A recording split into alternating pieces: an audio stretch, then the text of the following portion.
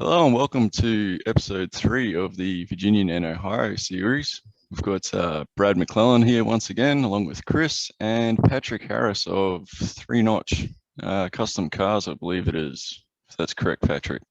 Yes, sir. And we're going through a presentation here with Brad. It's was originally put together by Jerry Albers, but Brad's going to run us through it, and we'll hopefully learn a little bit more about the V&O. Take it away, Brad.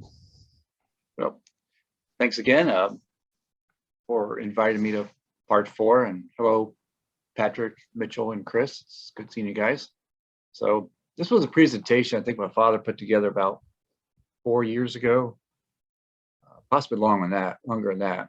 And I've only seen it a couple of times, but it really explains a lot through this. And instead of having me talk, explains a lot of his ideas, his concepts, and how he put it in place. So, Brad, just to make sure that we get credit where it's due, I think Jerry Albers put this together, and you know Jerry Albers, correct?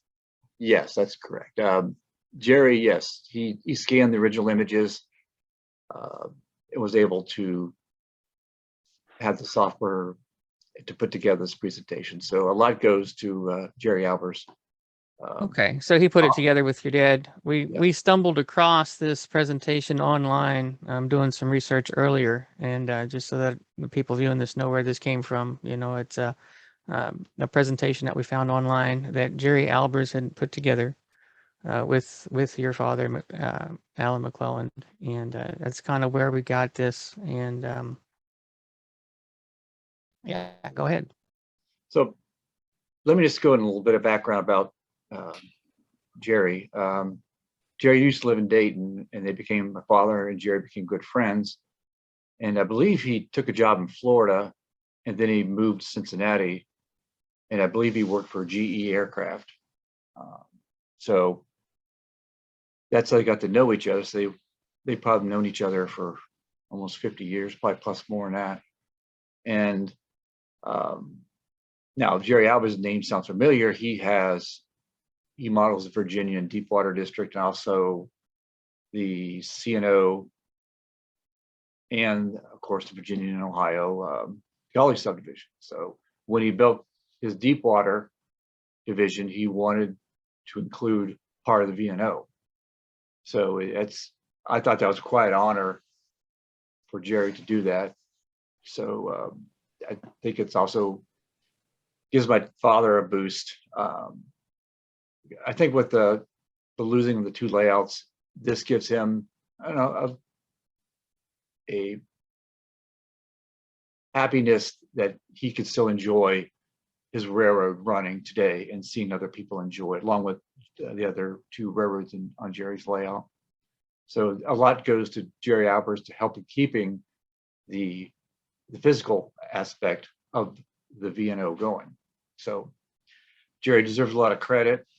He's got a really nice layout. His layout has appeared in Model Railroader and Model Railroader Craftsman, great Model Railroaders, I believe. I think if you look under Virginian Deepwater District by Jerry Albers, you should see some photos. So, and also on the V&O Facebook page, people post photos from Jerry's outfit. It's an incredible layout, so worth looking into. So let's get on with the program. So this is the topics we're going to talk about: the background, my dad's concepts, the V&O, photo tour, design, construction, operation details, and Q&A, which you guys got any Q&A, please feel free to ask at that time. So a little bit of background of my father's thinking. He always wanted to do freelance, and the reason why is he didn't like the idea of like the B&O. The problem with the B&O, or say even the Virginian, is you're going to have people say, well, they didn't have this locomotive, they didn't go here. So my dad wanted to kind of combine everything and create his own railroad that he can model it his way, paint his locomotives his way, and you know, like with freight cars and other things, and steam locomotives and diesels, that you know he wanted to do it that yeah, you could justify having this locomotive at this time period where just he wanted total control, but he also wanted to look realistic on that. And that's what a good example, I think the better example of the B&O would be the Clinchfield. I think that'd be just an excellent choice. Just because where the Clinchfield ran to and from was a bridge route, hauled coal, and also hauled freight from southeast to the north. So smaller class 1 railroad, I think that's kind of self-explanatory, very similar to Clinchfield, Western Maryland.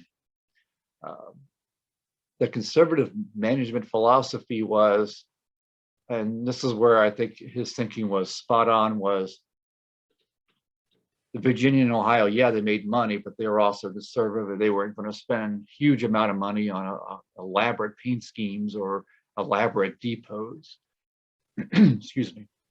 So they were just, everything was that it's going to be simple.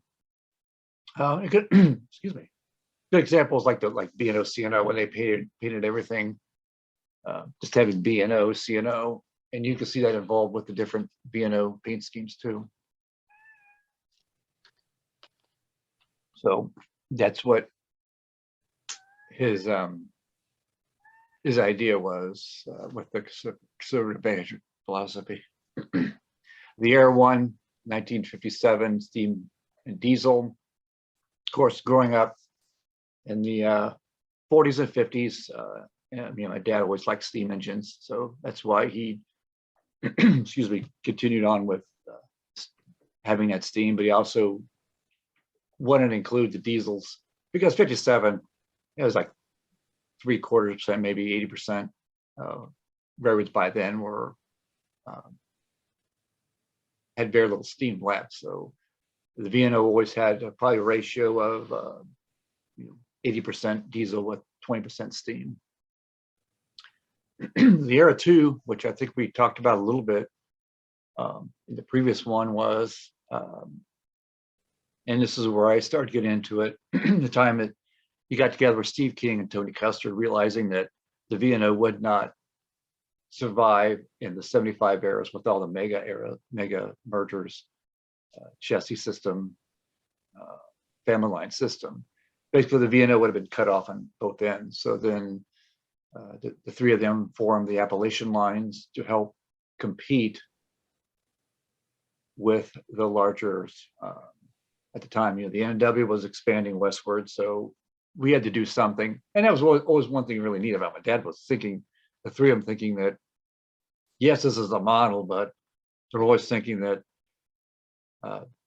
this would not exist in 75. So they were almost acting like this was like a real thing. I always thought that was interesting, where he wanted to make it as realistic as possible and what would be going on in American railroading in 75. So moving on, the bridge route, of course, a good example would be the Western Maryland's, the alphabet route. Clinchfield had a little bit of that we would haul freight from Midwest gateways to the East Coast. And I talked about this, I think, in episode 2 a little bit more, where I got a little bit more involved in it, thinking ahead that we needed to get into certain gateways. And we created it, what if this scenario happened? And I basically, when I kind of took over everything, I told Dad, I said, we can't terminate Mansfield, Ohio, and Dayton, Ohio, and Afton. There's nothing there. So that's why I said we need to find a way to get into the auto market of Detroit, Chicago Gateway, the St. Louis Gateway, and to the east and the southeast. East would be RFP's Potomac Yard, would give them the train. They would classify it and give to whomever. Then to the southeast would be the Seaboard Coastline and the southern. The location, Virginia, West Virginia. His home state's Ohio. He loved the spine mountains there between West Virginia and Virginia. Basically where the Afton Division stopped was at the West Virginia border. Railroad with a mission. Basically, I think that qualifies as everything we talked about before, the bridge route, etc. the railroad with a mission, hauling freight beyond the basement concept. Basically what the system looked like. This map was done probably about 83, and a lot has changed. This was before I really got involved and was like thinking outside this system map.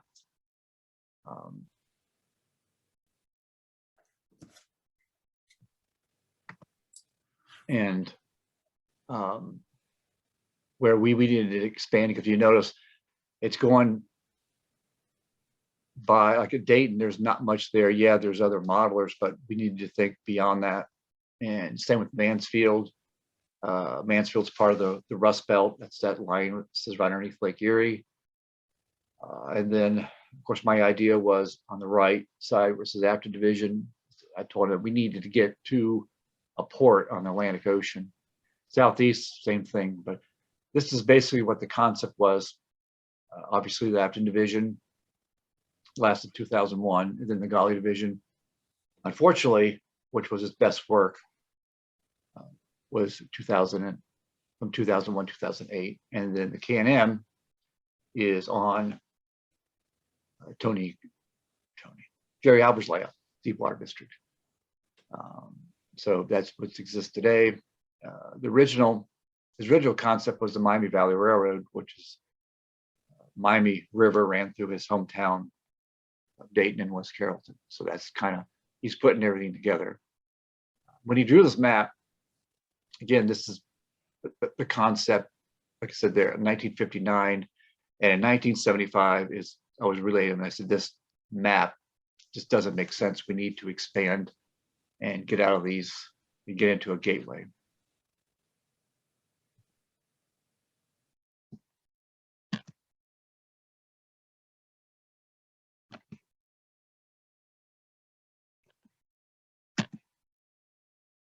All right, why isn't it advancing? You just hitting the right key Yeah, and the left key. left key, right key, nothing's happening. Hit escape. All right. All right, hit your left and right key now. See if it works. Yep. All right. I'll Go edit back this to your a big little bit screen. out. It must have locked up. Present, wasn't it? Yeah. Try your keys. Hooray. Hmm.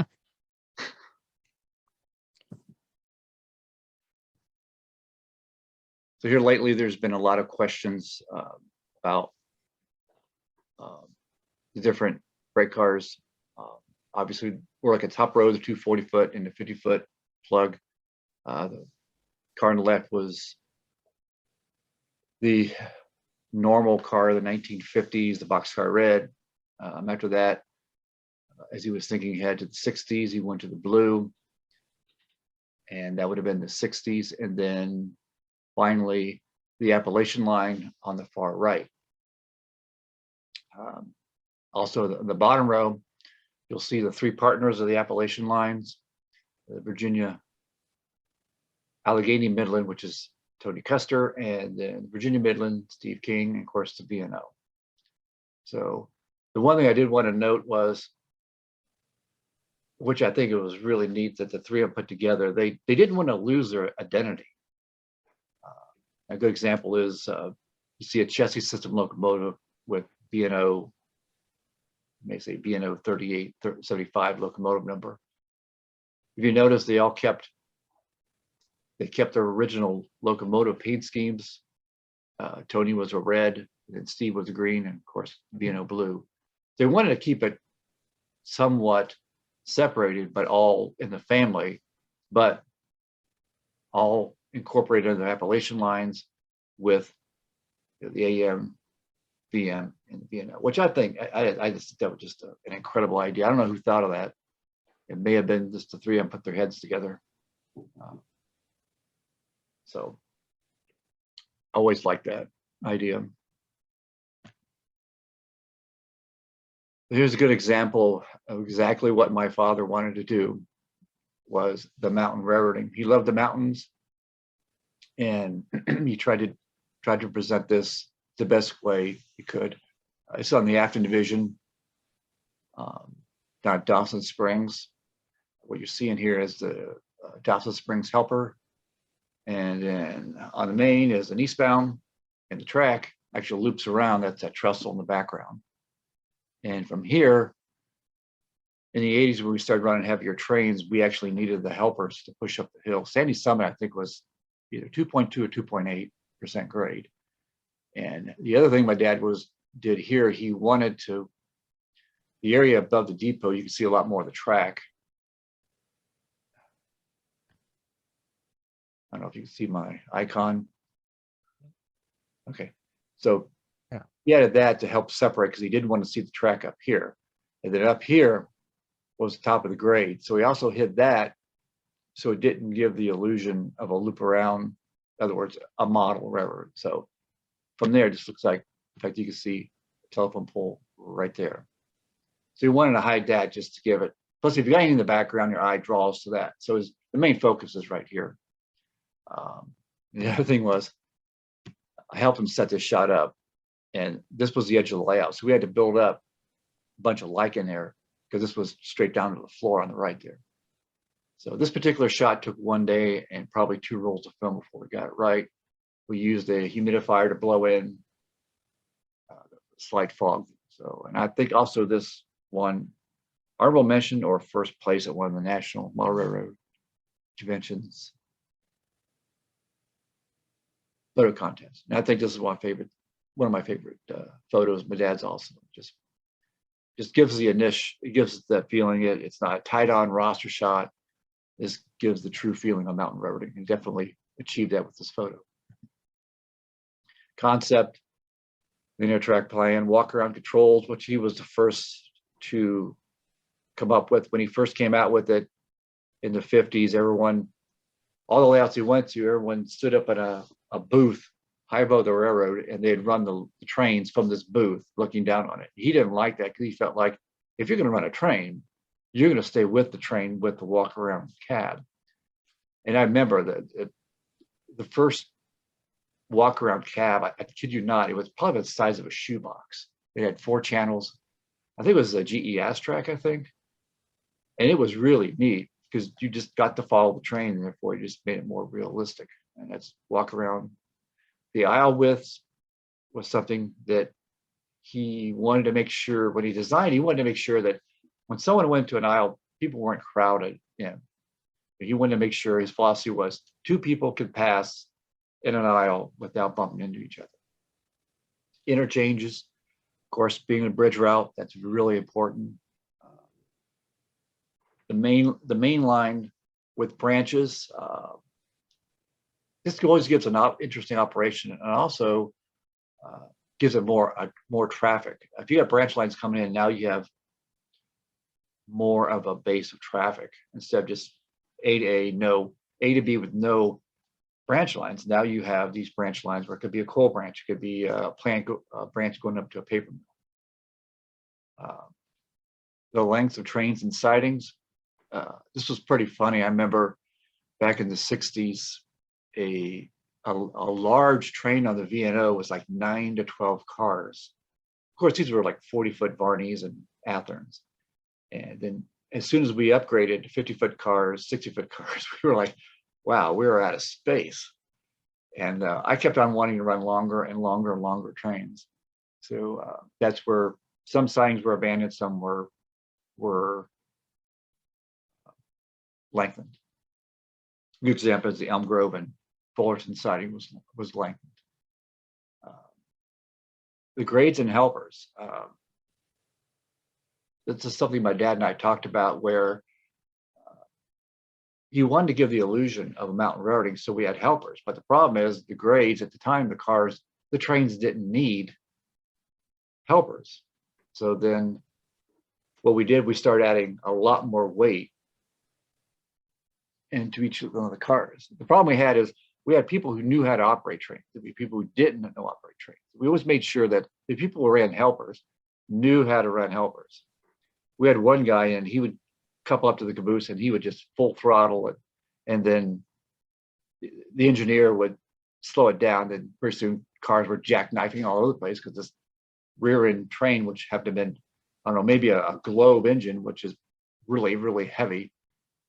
So then we started weighing the cars down even more. And with that, it was really neat. I mean, these trains struggled up the hills.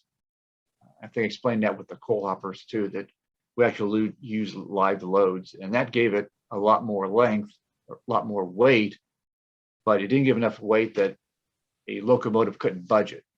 But it was enough to see the slack go out, and it was really neat. That was my dad's idea about that. Signaling with CTC.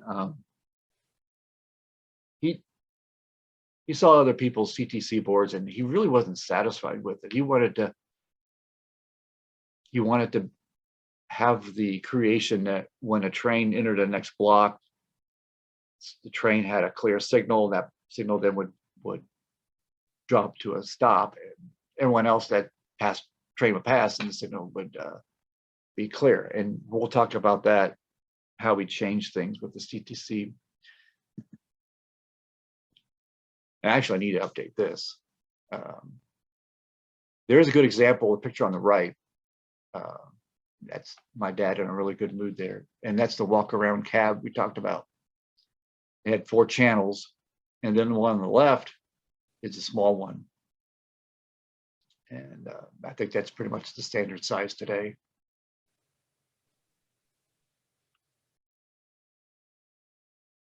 So this is an interesting story with this photo. This was the second board on the Afton division. And there was a multimedia presentation. So if you guys heard Winter Rail, East Rail, well, there was a thing called Summer Rail, and he asked me to give a presentation on the V&O, and they said, make it as real as possible. So my thought was, okay, I didn't want to, I always thought if you all train pictures, it gets boring. So we add a little audio to it. And the gentleman you see in here, his name's Steve Forrest. He originally grew up in Memphis. He worked on Southern, and he's actually grew up as a Southern dispatcher. And then he went for Norfolk Southern, and he worked the dispatcher's desk at Somerset. I think he's still working out of Knoxville on the rat hole, the north end. So he's actually dispatching. So the reason we got him, because he knew the lingo, he knew how to talk. So when we recorded him, it sounded, everything he said was right. And one thing that drives me crazy is people say, I got a red signal. I said, no, you don't have a red signal. You got a stop signal. How simple is this? I got a green. No, you got a clear. And that's okay. That's just me being anal about signaling systems. So Steve knew the language. He's been a long time railroader. So he graciously came up, and we spent one afternoon with him doing this. It was a lot of fun. This is some of the this was the first CTC board. You can see all the throttles. The little connection there operated the signal. The other one operated the switch. So a lot of wiring. I am clueless when I'm looking at, no idea. This is where my dad was a genius on this. And the only thing I can say is there's a nice blue Athearn box. That's all I know about the photo. But the other thing was, in this photo, you see on the left side of the board, you see Athearn Blackstone WC Tower. It was a speaker. So we had phones. One radio, you would have a call box like a phone, trackside phone. We'd trains would call in, and then it would come across the speaker. And that was so cool. And then you can see there's the old microphone, which actually worked. I don't know where he got that. And that is still at Jerry Albert's layout on the board. And that was neat. So you could actually communicate, and you could hear the train come over the speaker. That's why I really started getting into operations at CTC and train movement. And then we went to this. This is pretty funny. This is a 1977 computer, which I think our cell phones have more data on it than this. This unit on the left is the power supply. The motherboard on the right, you had to put in a code. And then this ran the signaling system on the Afton division. And it was Jerry Alberts designed all this. He's a doctor in computer science, I believe. So he designed all this. And I just think it's how it's laid out today. I think the kids today would just be shocked about what the computers looked like in the 70s and 80s. I mean, you got your boards there in the background, each one. And this was kind of neat. What it did was it just controlled when you turned, we modeled off of General Railway signal dispatching board. So it was left or right. So if you turned it left, you hit the code button, it send a command to the computer, then it would give the correct signal. But then also once that train would enter that block would go from a clear to a stop. And that's what the computer did. And I'm trying to remember if the signal was lined, I don't think you would go from an approach to a clear. I'm trying to remember. I don't remember. It may have.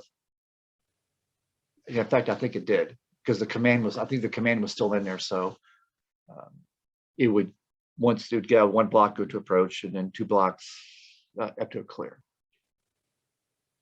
So that was the modern computer of 1977.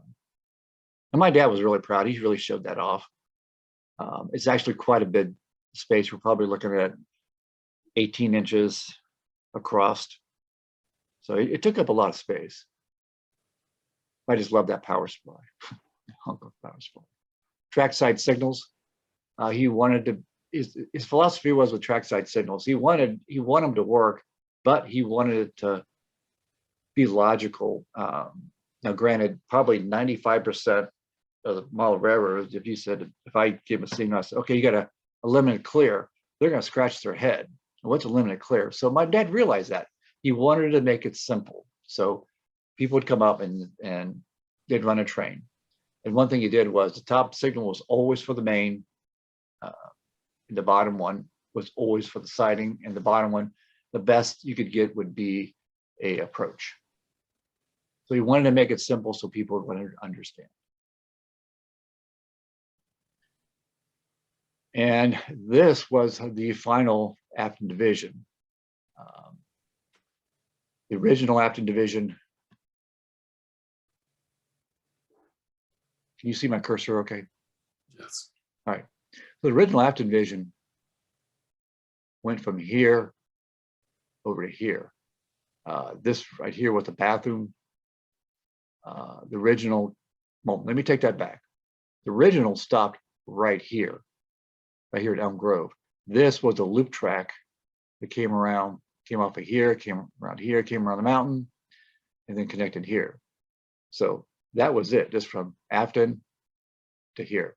Then expanded Afton, from Elm Grove, Fullerton, came around, came through here, through Gage Pass, and then crossed here, and then went into here. This originally was, I think, a 5-track yard. He kept on expanding it, making longer tracks. Excuse me. When he made the addition, I think in the early 80s,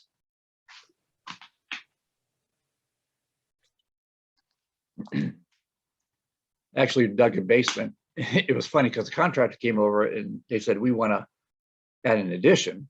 Basically, it would be a kitchen. And my dad says, I want a basement. And the contractor, why do you want a basement? You know, you could say thousands of dollars. And then my dad took them down there, and then they understood why they got a basement. It's kind of funny. People just don't understand. And then the original track started here, and then it curved around. And this whole area was so neat because he took what he knew and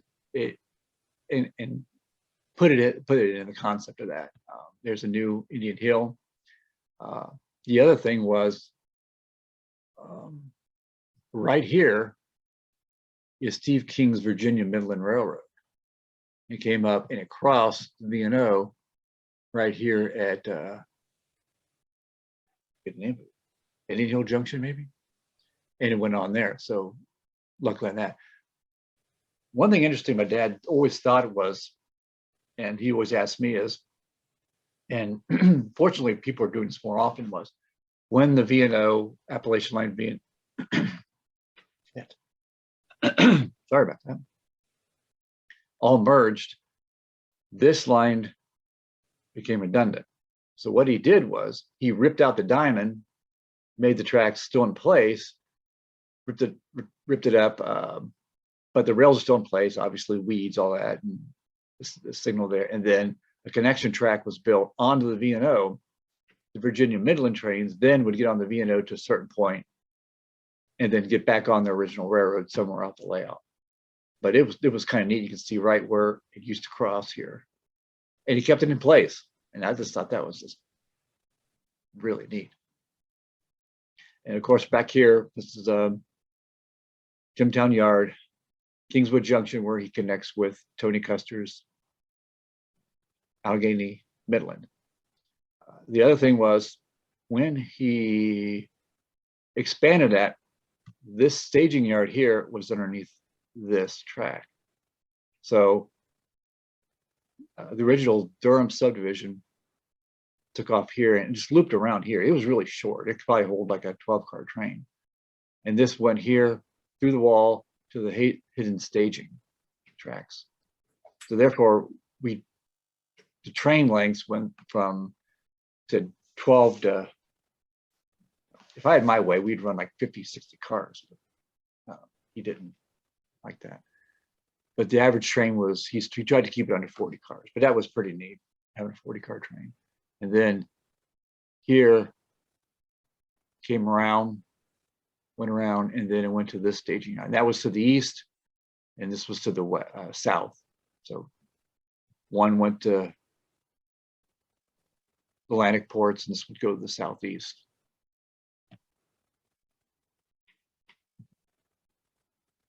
At the time, I don't know. I think he just made up the town Afton, not knowing that there was an Afton close to where Stanton is. And so we'll just take a quick tour over the Afton division. This is probably in the era of thinking late 50s. And what you do is actually looking into a wall. There's a mirror here. And his idea was now you have you double the station, you kind of see it's distorted right here. So see the building. That was the post office. We always wanted to give the illusion like you weren't going to look at a blank wall here.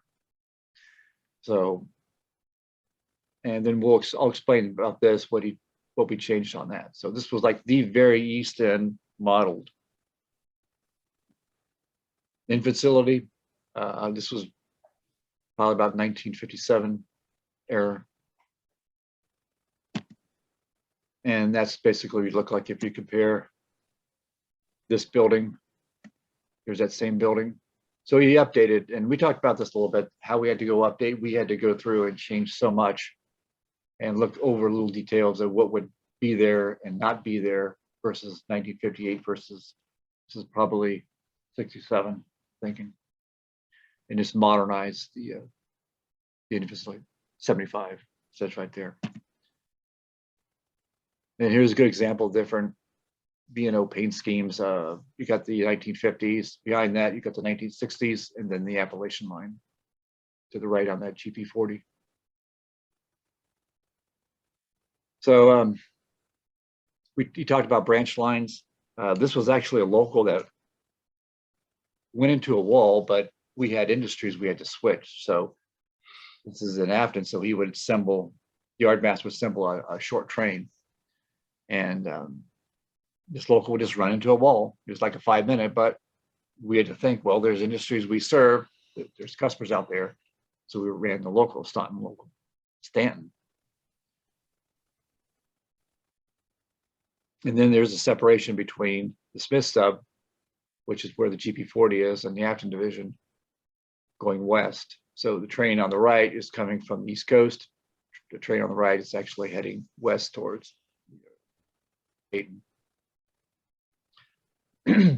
This building here is also his concept was to hide things, and he built a distillery. They're actually looking at what would be a tunnel. So he changed all that and took this brewery, distillery, to hide all that. And the other thing we wanted to do, which was unfortunately never came about, was right where that GP40 is. He really liked semaphore. So the Smith sub was all semaphore, but unfortunately at the time, he never got him to work. It never would have been pretty cool to see that. But the hottest train on the V&O was 261. It came off our connections from the south, Seaboard Coastline, and Southern. So this particular train's coming off it's actually the Durham sub. This is an error. I wonder why I didn't catch that. It's actually the Durham sub. Smith sub goes to the east, Durham sub goes to the south. And also, how we came up with the Smith sub was my mother's maiden name.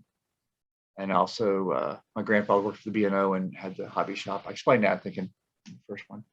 So 261, 262 was our hottest train.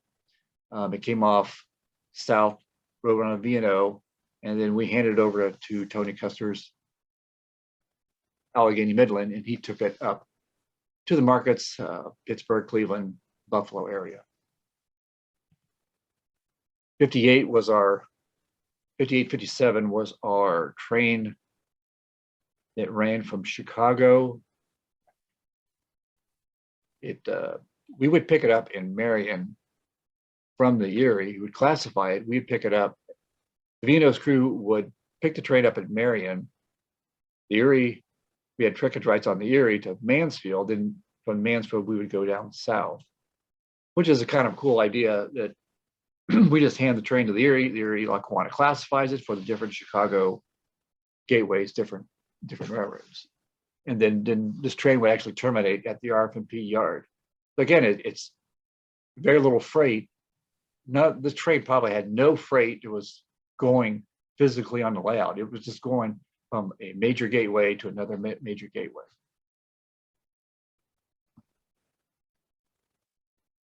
And eastbound, I'm not sure, probably, I doubt the coal train is probably a junk freight, more than likely. This is the second paint scheme, which I thought this is one of my favorite paint schemes. It goes back to the concept of being a conservative railroad. Just a simple V&O, but yet really neat with the white nose and the white stripe. Excuse me. This is when we talked about updating. This was one mine that would not exist in 75.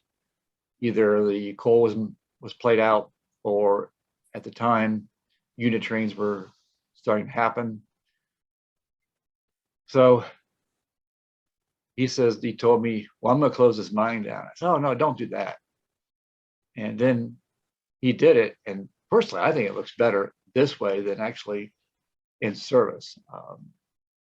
Hopefully there's a better shot of it, but he really did a good job making this mine look out of service and abandoned, just by just little tiny details. You look around the tracks going into the mine. There's a bunch of discarded crap here, and I'm not sure if that's probably the shaft going down. It's closed up. There's even a fence here. The helpers. This was the Dawson Springs helpers. He really liked those. I think those RSD 12s. We were getting into unit train. We were thinking that how can we get more traffic? And one way was Jim Hedeker's Ohio Central, which is basically a carbon copy of DT&I. So we ran a Detroit Edison coal train. It came off the Durham sub. And then, as I spoke, these cars were probably 1/4 loaded. So they were really heavy. And I think the max we could run was about 45 of these cars. So it was really neat shoving these trains up. I mean, they had a difficult time climbing just because of the weight, but it was really slick on this. And then there's the helpers up at Meeting and Elm Grove. I mentioned before about lengthening the sidings. Locomotive on the left was on the old KCMB interchange track. So he eliminated the interchange track and lengthened the siding between Elm Grove and Fullerton. It just would, this Fullerton siding just, it's probably about a 20 car siding. And now we are able to fit a 50 car train in here. And it was the second longest siding on the Apted Vision when he updated. There's helpers returning.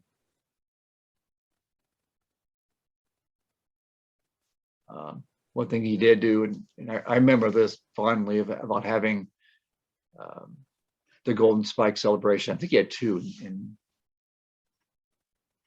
71 and I think 81. And he actually had a little tiny spike made, and he had a little monument made up right there. That's where I think the last spike. All the track here is hand laid. I think it's probably code, maybe code 90, maybe.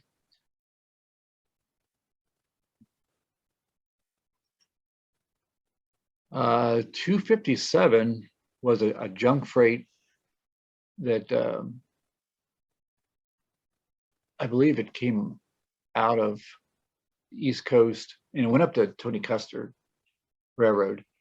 As you can see here, the other I think he tried to do like just a Bessemer Lake Erie boxcar. He tried to make sense that when you saw this train, you knew where it was going.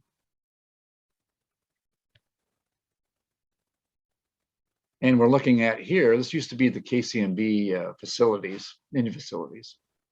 I think the turntable pit was here. The reason why you could tell that is the building on the left was the KCMB's colors. I think it was focal color mud, and I think it was, forget that color, maybe it's an olive, and that was the color of the KCMB's buildings. There's only three buildings actually received that color. But he knew by 75, none of this would exist. So he used available land. He goes, well, what makes sense? Well, lumber. Well, what do railroads haul? Wood chips and finished lumber. So that's where we created this wood chip facility. And there's another coal train. Usually with the coal trains, the head end engine or the rear engine was a dummy, but he wanted to give the illusion that if you're going to run a coal train, you only see two engines. That doesn't give the illusion that this is going to be a heavy train. But just by adding that one more locomotive, it gives the impression that this is a heavy train.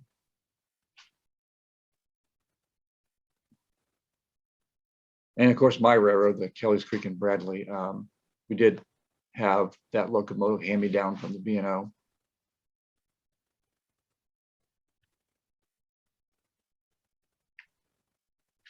And then here's a good example of a first generation RS-11 on this would probably been the Jimtown turn. And I really like this paint scheme. I thought it fit just perfect on this locomotive. Again, there's the helpers. There's our two SD9s. They were brass. These things were both power, and they were really good pullers. This is one of the two locomotives my brother and I used to pull that 100-car freight car train. I think I talked about that with the old Globe FA1s. These things were really, really good pullers. I'm not sure where these two locomotives went, but also it's a good example of the two paint schemes between before the Appalachian lines and during the Appalachian lines, also on the caboose. Garfer was part of the new addition.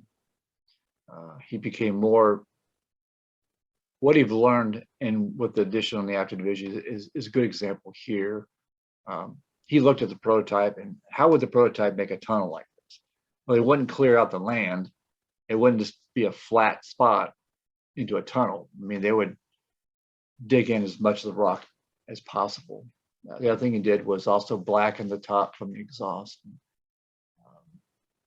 We talked a little bit about how he used shadows to give the illusion of sunlight. You look at how the sun's coming over from the left, of course it's going to cast shadows. But he also wanted the nose of the locomotive to be in sunlight. So he was brilliant on that, just remarkable. I don't know who shot this. This may have been computer generated, I think.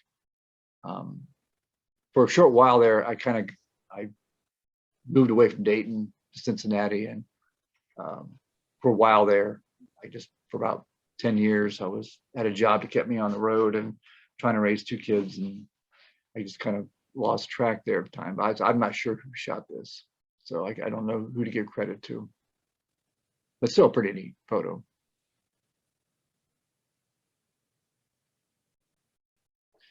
So I explained before, he was in the concrete accessory business, so he knew a lot about how, when cement cures, it becomes concrete, well, it's going to crack and all that. So he understood how that worked. He understood that there's going to be impact damages. So I really like this shot. The other thing he was really good about, he studied how the rock formation strata, he noticed all the strata of the rock is kind of falling. So he was really, really into that, the details on that. Here's the new, after the expansion, this was the diesel servicing at Santel Yard, which was, I think it was originally, it's Santel Yard in Jimtown. So it really was Jimtown Yard, and then he named it from Don Santel, a really good friend of his, lived in Dayton, to Santel Yard, but it had been in the town Jimtown. There was a gentleman named John Roberts who built the engine house on the right. And this was really fun to do, and I think I explained this a little bit. Really hard to do. Of course, this was all with slide film too. And what we did, we took a regular warm Kelvin temperature bulb and put it above there to give it light, and then we used the humidifier and just blew it in, and just start snapping away. This was probably 2 rolls of film before we actually got an exposure we actually liked. And he wanted to use a incandescent light to give it the warmth, to give it that realistic warmth of the night. It's one of my, it was fun to do. It was frustrating, but you know, I'm glad we got it.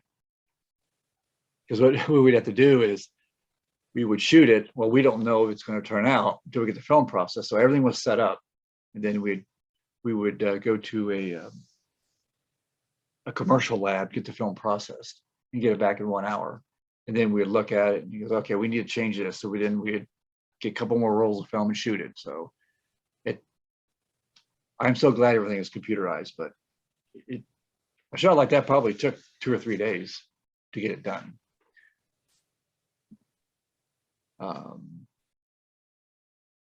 This was kind of neat. This is actually, I think he's dead. Oh, okay. He used the wall to separate. He used the bridge to help separate the wall. This was the end of the staging yard. So he didn't want to look like the railroad's going into a wall, so he'd use like an overpass.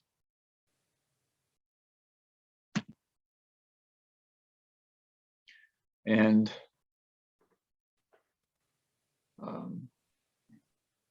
yeah, this was really hard for me to deal with when he told me. I mentioned before, he called me up because I need to talk to you. And I said, oh no, what's going on? Is he sick? What happened? And he came up because we're going to move, and I just floored me. I go like, why? And this was one of the official trains we ran that left on March the 12th, 2001. You can see everything was emptied.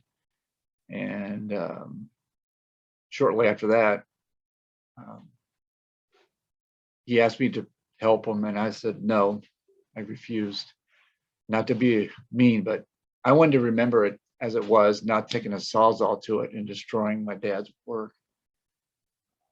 So I told him I just want to remember it how it was. And so he had some people help him, and it was difficult. It's still difficult. I think about today, it's still difficult. Memories growing up with it, and what he accomplished with the advanced modeling. Yeah, it's still. So then we moved the galley sub, and that is the circle on the left. There he modeled. The second layout, which I think he was at his prime when designing it. He designed it, everything to look realistic, to make the top there is his Undercliff yard. It was really neat because everyone made your yards too short. It was this long yard. You see a yard takes almost one section of the wall, and it was really neat. It looked realistic. The passing sidings were just incredibly long, and we were able to run long trains. The other thing I mentioned before was, and this was really smart on his part, he kept all the staging area in one location. And he used to always hide me back in here for some reason. I don't know why. So during open house, I would be back in here, and he would run, and he would say, okay, line out, track 4, and then the train would run out. So what you're looking at here was, here's Kingswood Junction, which the Acton Division stopped at Kingswood Junction, and then this would be looking, we'd continue west to the west end, which would be right around here, Wingate.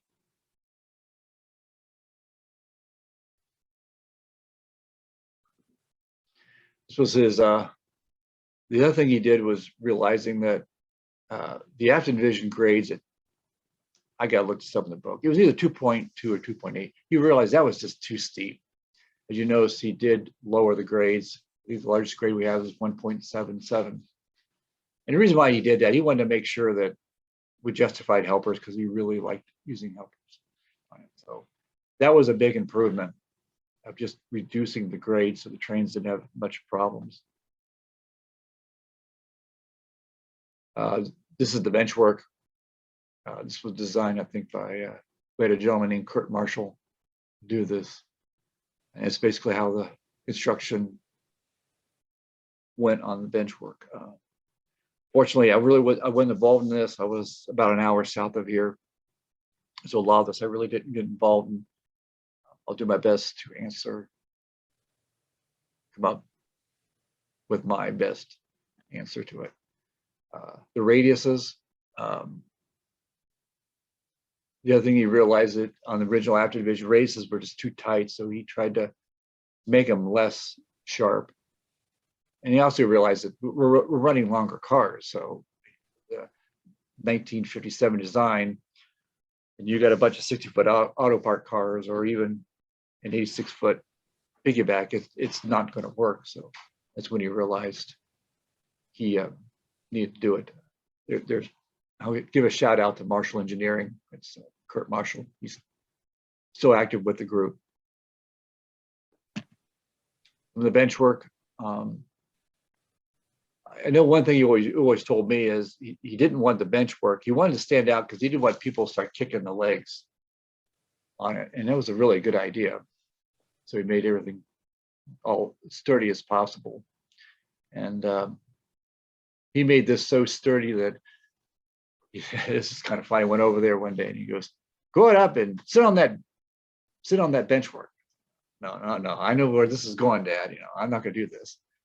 So I sit up there and he goes, isn't it amazing? He was just so proud of that with such little wood, but he understood the concept of how things constructed and how things you can make strong is what designing it in engineering. So he was really, really, really good about that. It didn't break on me either. So there was another thing. He was really big on laminating. As floor supports. I'm sorry, the basement for the upstairs, hold the upstairs. Yeah.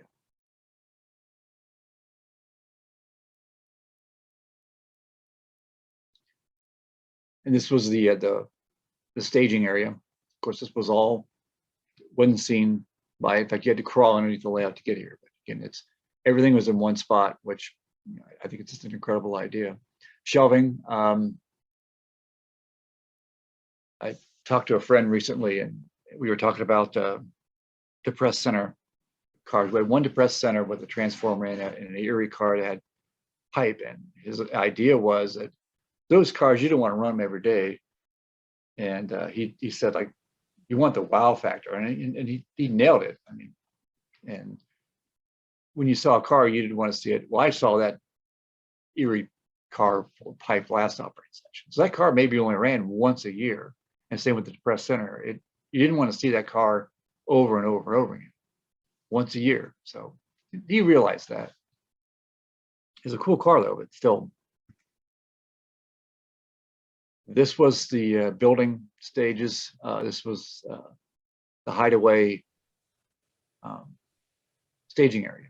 So this would have been totally out of sight. Bench work would have been built up, and you wouldn't see anything. The guy in the picture is Dave Davenport. He was helping my dad a lot. He was also the person who, give him credit, he was also, him and my dad did a lot of the dismantling of the Afton division. Again, the bench work, fore and after, curved walls, picture on the right, and he always believed in curved wall to give the illusion of depth. There's Dad again with no idea who the guy is on the left. Oh, it's Chuck Marshall. The idea of giving the greenery to help just to make it look more realistic. Actually, I think he bought some carpeting. I believe that was where to put the throttles to walk around. The radios. Again, we were getting into more of a communication where when you turned into the channel, you could hear all the crews talking, which was pretty neat. We started that on the Afton division, and then he moved it on to the second layout. Car cards. He developed a system where it's easy if you're switching, you can put all your car cards out. It's Chuck Marshall. Chuck and Kurt Marshall has been active. They started active with the V&O, geez, when they were probably still in high school back in the 60s. So they're still around. They still operate on Jerry Albert's layout. It's just interesting, these two brothers still part of the V&O family. But the idea was that instead of trying to like hold a deck of cards, that you could put your car cards out and it'd be easier switching. The lighting, he did have I can't brain fart. Neon. He actually used neon lights on the Afton division, and then he switched to the LEDs, which was kind of neat because then you could get almost like the correct temperature. The neon was pretty cool. He actually had someone come over. I remember this fondly. He came over, and this guy was a master with this neon. He would come over with this torch, and he would curve the glass, and then he would fill it. And maybe you don't touch this. And it was just really, really neat. That neon was pretty cool. Then he went to this. This was on the second layout. All the power switches were all in one centralized area. The old layout, we had like 3 areas on the Afton division. We had to make sure we turned off. And I remember coming upstairs, he'd say, "Did you turn off Afton?" I said, "Yes, Dad." "Did you turn off here?" "Yes, Dad." "I don't want the house to burn down because you left something on." So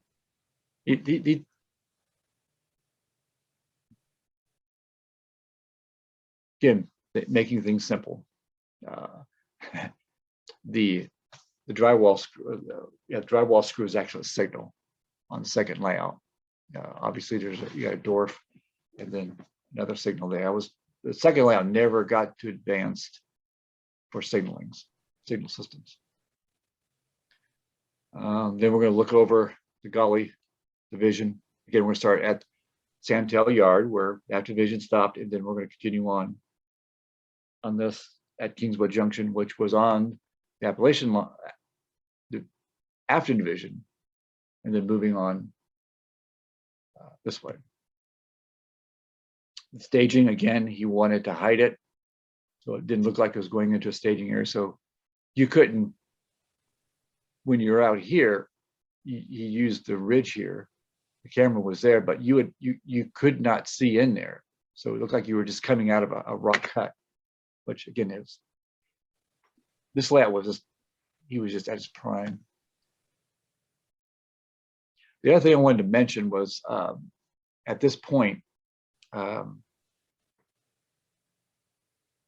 a gentleman, he's a signal maintainer for, started out in the Grand Trunk, went to the Canadian National, named Mike Burgett up in Philadelphia, Pontiac. And he really, really helped. Being a signal maintainer, he helped make things more logical on it. And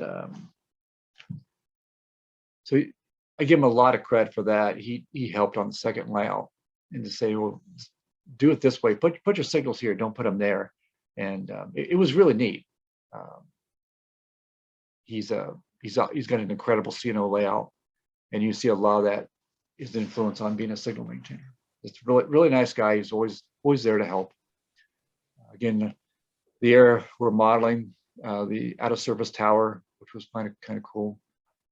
He did need the finishing touches, obviously, in this one. The other thing was really neat was he wanted to give the illusion, again, beyond the basement, the side on the right, he gave the elevation east and west, which I thought the milepost. So you were going, you would see the elevation drop, and you see the milepost either increase or decrease. This was his idea, and it was just incredible. There's the interchange track, which I think, yeah, if Tony watches this was when the Allegheny Midland interchange track just went into a wall and stopped. So it's kind of funny. Midland switch. At this point in time, we were talking that in this era that we needed to, the small buildings, the house tracks were gone. The small buildings that were 50 by 50 would not receive cars anymore. So he had to make everything bigger. The bigger it is also hid walls. So this entire structure here was a food distributing company right here. And this was kind of my idea. And I said, we need like with that, you could get your insulated box cars in, you could get your paper products, canned goods, some frozen foods. And he liked that idea. And this would be not a grocery store chain, but it would sell to like a super value stores or the, I can't think of all, Piggly Wiggly, something like that. Can't think of them. Then Mountain Valley Foods. Then Marshall Chemical was this building right here. Now, Marshall Chemical, the name came from Chuck and Kurt Marshall, as I mentioned before. They've been a big influence on my dad, and I believe they went to college to be a chemist, and that's where my dad came up with Marshall Chemical. In the track diagram, all that was Lindale, CP. He also had CP control point, which was kind of cool too.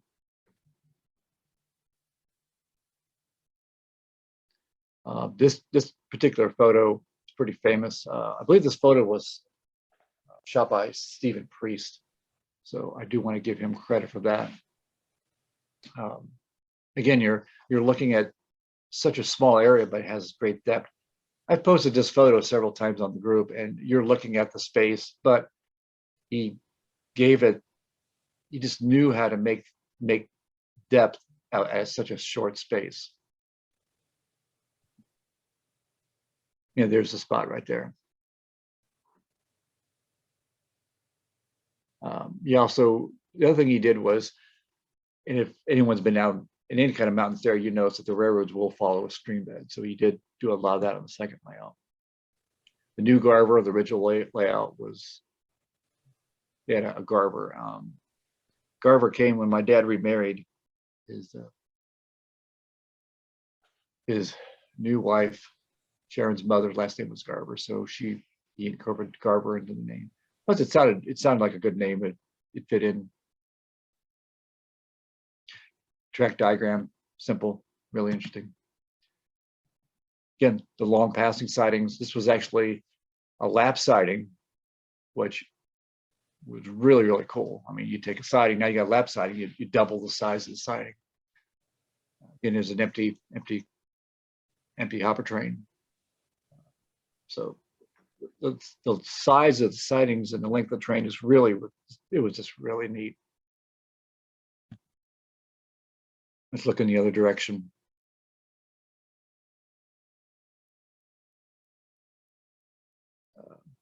The helix, again, he designed it so it would make sense using the creek bed.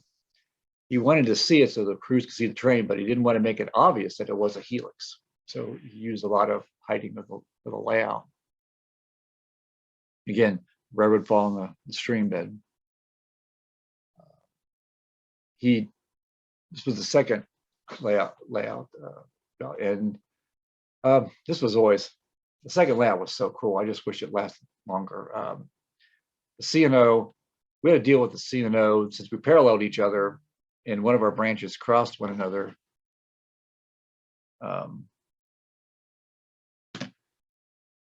That we could, in case it was a derailment, we could swap back and forth because we basically paralleled through West Virginia, So, but he always liked the C&O.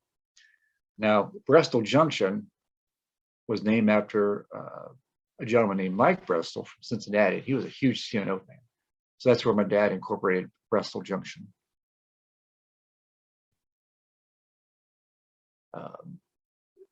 Since he came from the concrete business, concrete accessories, he also included a building supply company. So it'd get bags of cement, but also get lumber in. And this is where we started this a long time ago, as I told him that when you got a lumber company and you got lumber coming from the Northwest, and I just can't stress this enough with people that, unless it's a special car, right? This is a British Columbia box car. Then you got an SP box car, a double doored, which will hold lumber. There's your bulkhead flat with lumber and Pacific Great Eastern box car. All makes sense for bringing lumber products going to this builder supply. Also, you know, is it big enough to receive cars? What's not shown in this picture is there's a pretty good yard he made, I think, over behind on the right, where they would store the lumber. This was pretty neat because this was something I designed and wanted to do. Is the building in the picture on the right, the Virginia Roofing. I told him about where we lived in Dayton. There was 2 roofing shingle manufacturers in Franklin, Ohio. And I said, you know, we could do that. It won't take much space. Because this thinking, well, a roofing shingle's got to take so much space. I said, let me take you down here and show how much space is involved, and you'll be surprised. And it's pretty compact to make the shingles. So what he did, we went down there, and I actually got to tour the plant once and got a lot of the ideas. So it's okay, this is what they had. Each silo had a different colored roofing shingles. They would get gray, black, white, sometimes even green. So each silo would have a color, and they would come in covered hoppers from like 3M up in Wisconsin. We had a bunch of Chicago Northwestern, Sioux Line, Milwaukee Road cars that just would hold these roofing granules in to this plant. We also received talc from Vermont, and then we also the tanks there for the asphalt that come in, which spray. At this time, it was probably pre-fiberglass, and you probably used to felt. And then so they needed lots and lots of asphalt, and that's what that track was there. Shingles was heavy, and that's why we had the siding. They would ship out boxcars. The plant we looked at, they had their own dedicated fleet of tank cars just to haul asphalt. And then when they're not in use, they would store them there, like November, when replacing roofing shingles wasn't high as demand as it was, would be in March. That was pretty neat. We really worked on that together. This was something that we worked on also. He wanted to give the illusion that a paper mill, anyone seen a modern paper mill, it's pretty darn big. So everything had to fit. And my uncle, my younger brother, and my mother all worked at the same paper mill where we grew up. So there was a lot of paper mill influence and a lot of information. So my uncle came over, my brother came over, and then they said, well, this is where you need to do. This is where you had to have your McClelland come in. This is where you would get your, I think you actually had a spot for chlorine, and then your track for your pulp, and then your track for your scrap paper, and then the way in the end, far left part of the picture, would be your finished product, roll paper. The other thing you did right in the middle here, this was a holding, what you call holders. So there's always be a supply of the kaolin, etc., pulp coming in. And then down here at the end was the powerhouse. And this was so neat. It was fun to switch. There was you'd have one or two crews that would just be dedicated. It would take, during an operating session, that's all that crew did was switch it. Doesn't seem a lot, but then when you have cars coming in, each car has to be a certain spot. You pull an empty, you pull a load. It's got to be. It was just, being an operation dork like I am, it was just fascinating. Again, a large yard. There was the powerhouse for the paper company, and at the time, the paper company purchased their coal not from a V&O mine, but the mine off the CNO, and that was pretty neat. So you get a cut of maybe 10 hopper cars every other operating session coming in for the power plant. West end of the yard. I'm not sure how I got the name of lone wood chip, but here's a good example of smaller wood chip cars. Again, to give the illusion of we're in Virginia, West Virginia, so a lot of wood chip. Here's 97. This was one of our premier St. Louis to Potomac Yard run through train. It was probably the second hottest train. We ran in 97, and then our van train was advanced 97, of course 98. Then they made the branch line. Again, if you notice all the details, the rails, you used rails there to help stabilize the roadbed, that too. And then this is the modern, you can see a difference. Yeah, this is not up to grade, but this is the main line here. So he said this is best work. Talked about it again, I'll say it again, how he used following creeks was so important.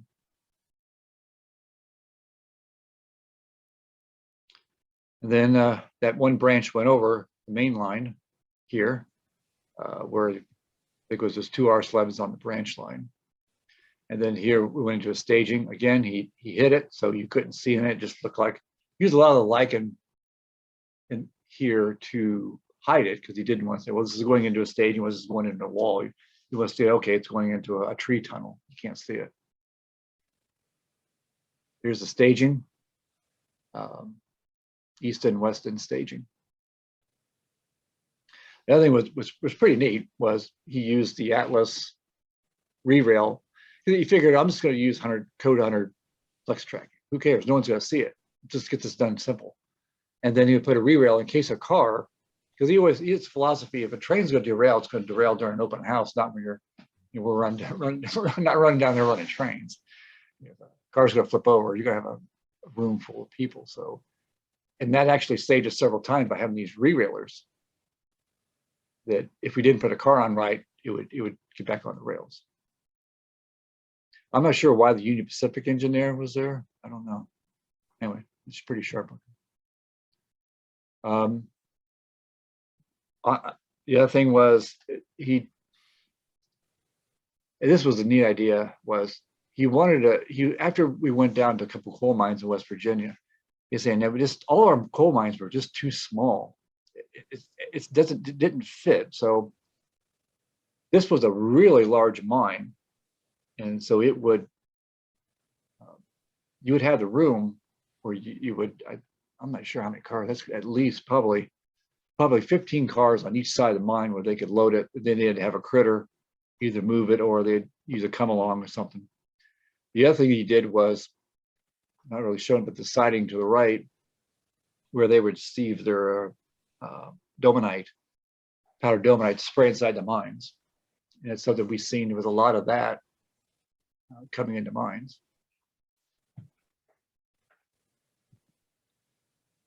Just then another shot of the branch. Again, it looks like a branch. It does look like a high-speed main line. He was really, really good at this. Now this is where I get mad at. One of his step grandsons named Zach. He couldn't think of my sons. No, Zach. So Yost, I don't know how he came up with that, but that's the staging area in the back.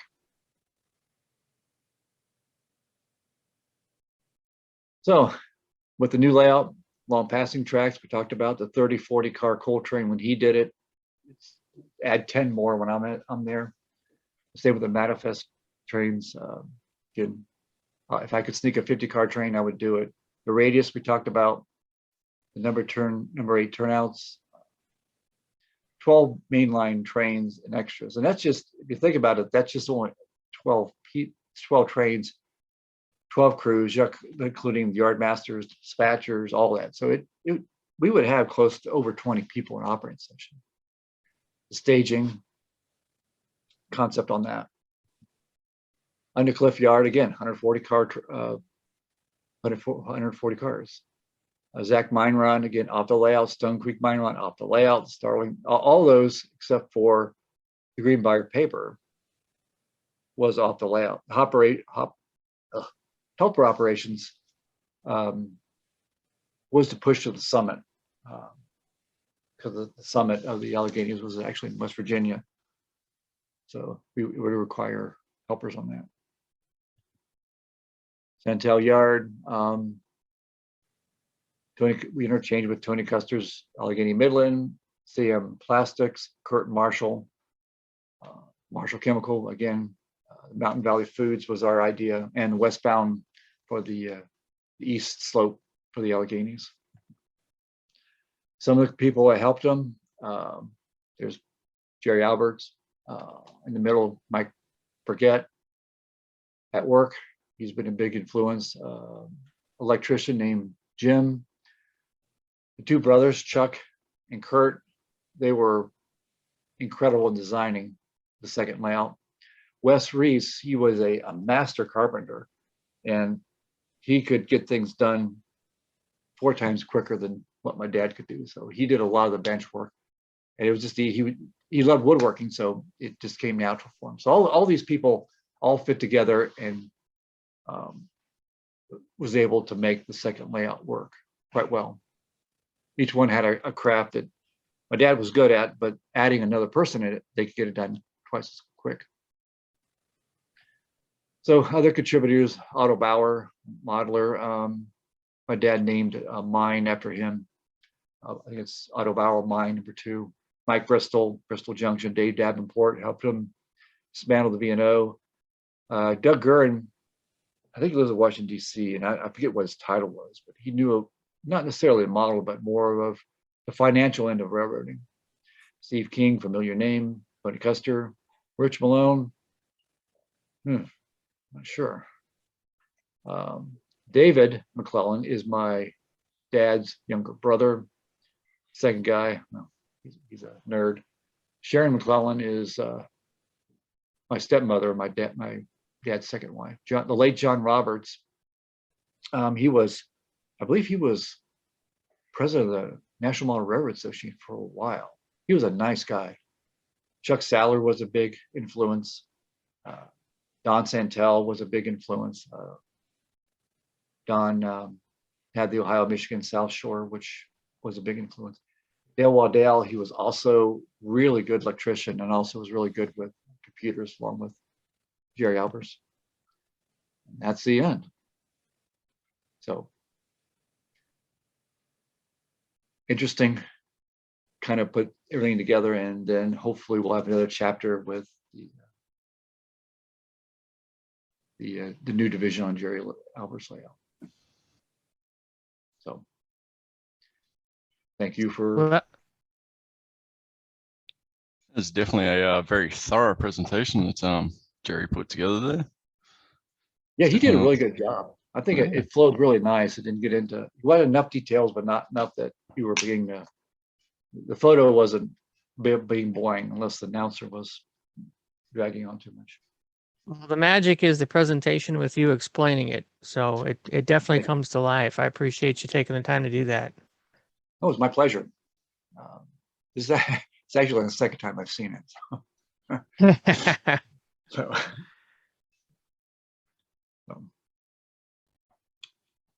Geez, that second layout definitely would have been something to see a bit more finished. Just going off all the photos and everything that I've seen. It was incredible. It was, I understood why he did it, and it made perfect sense, but just everything he did was just perfect on it. It was just really, really neat. Just what he learned from the first one and the mistakes he made on the after division, he then said, okay, I need to change this and make it fit, which he definitely did. So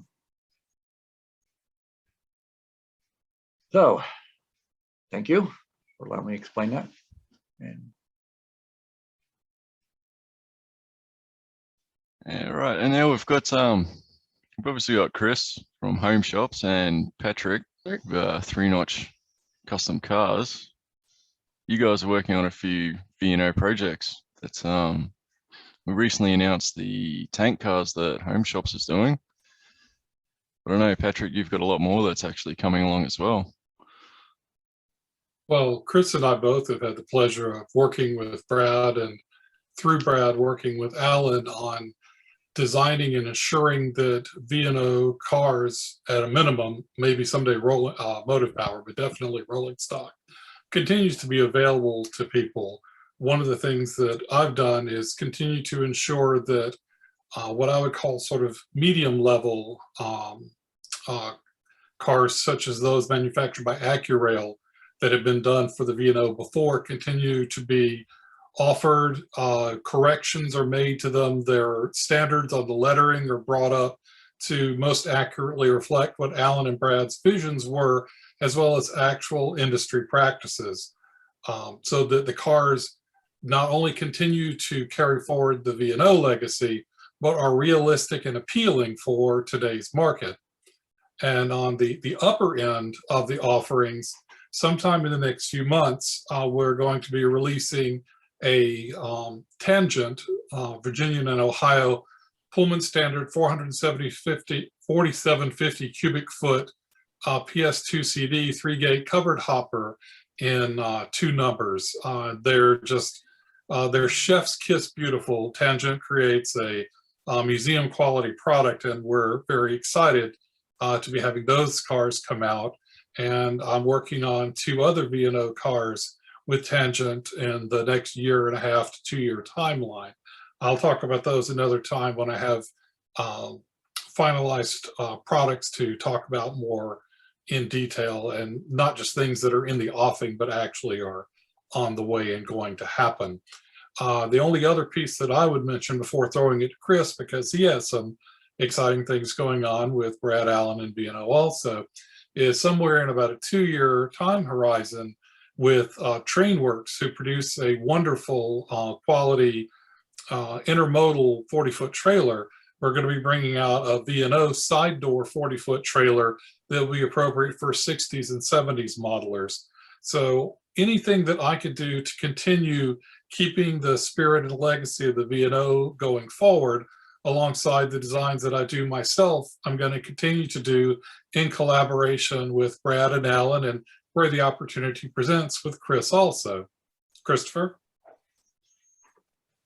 Well, I don't think I could say it too much differently. And, you know, we did just have a standalone episode about most of what I've got coming out with home shops, and we touched on what you've got.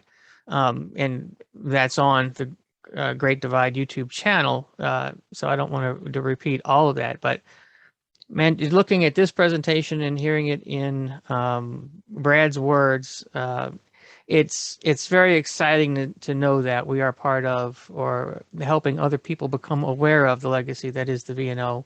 And it's just wonderful having this relationship that we've got with Brad, and the sky's the limit. I have to feel, as I've been watching this presentation, and you know, the history of going through the first railroad and it disappeared, and there's a second railroad and Jerry Albert's piece. I have a feeling that at some point there may be another VNO railroad somewhere, and even if not a dedicated VNO railroad, through the models that are being made available to people, that little piece of the VNO is going to be alive on other people's railroads. So it's just exciting to be a part of. But for most of this presentation, I know we were pretty quiet, and you know, Brad, you're just a fantastic storyteller. So I figured we just sit back and let you tell the VNO story, because I think a lot of people wanted to hear that. So I appreciate that again, and also thanks Mitchell for providing this forum to get this information out. No, this is definitely one of the biggest things that I'd say I've done with the channel, is actually getting, at least to me, growing up, the VNO was one of those real inspirations. It sort of had a lot of celebrity to it, and now actually getting to meet virtually and talk to Brad, it sort of like adds that whole other part to the story that wasn't actually published, because all I ever got to see was what was published in magazines. And obviously we didn't really get a huge amount of that down here on the other side of the world in Australia. So this has really opened my eyes to just what was like actually happening with the layouts, and really just the story behind it all. Thank you, Mitchell. Glad to hear it. I think I'm glad I was able to talk about it in these series, and just want to tell you that my dad deserves all the credit. I'm just the narrator, so he deserves a lot of it, and I'm glad to have this opportunity to do this, and be able to do this through these podcasts are just incredible. And I was just, like I said, first one, just honored by Chris and Mitchell asking me to do this and tell my dad's story. So thank you again. It's been a lot of fun doing this. And who knows, maybe we'll have another episode with the new edition sometime down the road. I look forward to it, and of course we can revisit as to discuss future products as they come out. I did want to mention real quick, just coincidentally, and maybe some Great Divide fans are not aware of, but there is some recent interviews on Lionel Strang's The Modeler's Life podcast, and he did, I think, a 6-part interview with Tony Kester, which I think kind of really complements Brad's story. So if there's viewers here that have listened to this and want to learn more or get another perspective on the Appalachian lines, look up A Modeler's Life podcast and search for Tony Kester. And I think there's a 6-part interview out there. So just to let everybody know that's out there. Definitely check out A Modeler's Life. I think I listened to 2 episodes of that. I didn't quite get through all 6, but definitely something to revisit. It's a lot of material. Yeah. And that's the thing with the VNO, I guess Tony's A&M, there's quite a lot of history behind it also. There's definitely quite a lot to talk about. And if I could throw out a pair of plugs, I really would recommend anybody that sees this, if you've not already joined the VNO Historical Society Facebook group, you should go and find it and join it. People are sharing photos that they find in old magazines, or even pictures when they had the opportunity to run one of the two, or I should say operate on one of the two editions of the V&O, as well as tell stories of how the V&O inspired them. And given how long the V&O was around, I became aware of it in 1976. So it's got a long story of influence for me. I really think people could find the V&O Historical Society Facebook group to be a good resource and a place to have further discussions or to share thoughts or ask questions. In addition to Mitchell here on the Great Divide podcast, that's another venue. And I invite anybody that's interested in seeing more about some of the other designs, as well as regular updates on where I'm going with V&O rolling stock projects, would be the 3-Notch Custom Facebook page. That's where I share updates, design concepts, and things I'm thinking about working on, and where I announce the availability of new models as well. Oh, thank you, Patrick. Definitely coming on and being able to share at least your 3-Notch Customs, because I'm guessing that's a bit of stock in behind you on the shelves there. I know this is just my personal addiction behind me. Good addiction. No, it's definitely a good addiction, that's for sure. Clearly, Well, I can't cast that stone behind me as well. And with that, I'd say the passenger trains are done for the night. Thank you, everybody. Thank you, guys. Good to see everybody. Thank you. Thank you, everybody.